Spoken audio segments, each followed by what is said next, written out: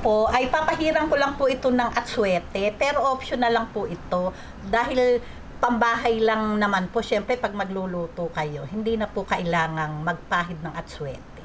Ito po ay arty-arty ko lang para maganda sa ating pagpe-plating. Ayan.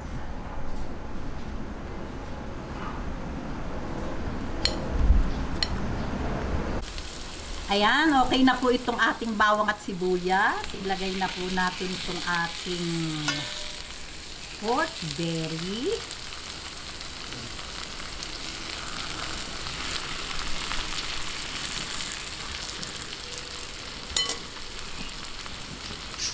Lagay po natin itong ating water.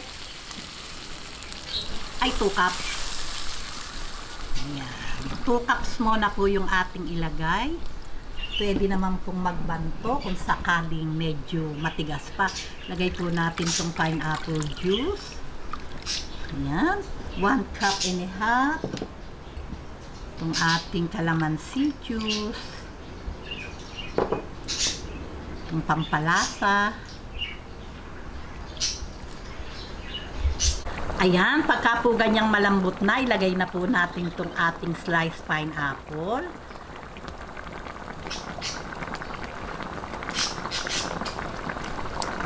Ayan. Ngayon po, babalik po tayo mga 10 minutes ay okay na po ito. Okay, balik po tayo uli after 10 minutes. Okay, ngayon, slice na po natin. Ayan. Oh, kaganda-ganda naman talaga.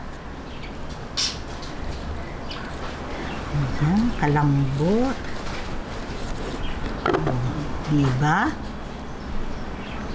Ayan, heto na po yung ating mga na-slice. Ngayon po, liligyan na po natin siya ng sauce. Siyempre po, masarap, maraming sauce.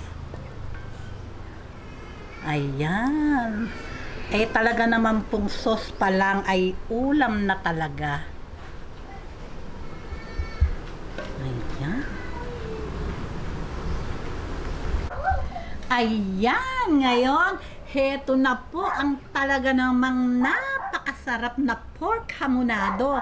Ready na po ito para sa ating pananghalian. O di po ba, gawin nyo na po ito talagang yummy.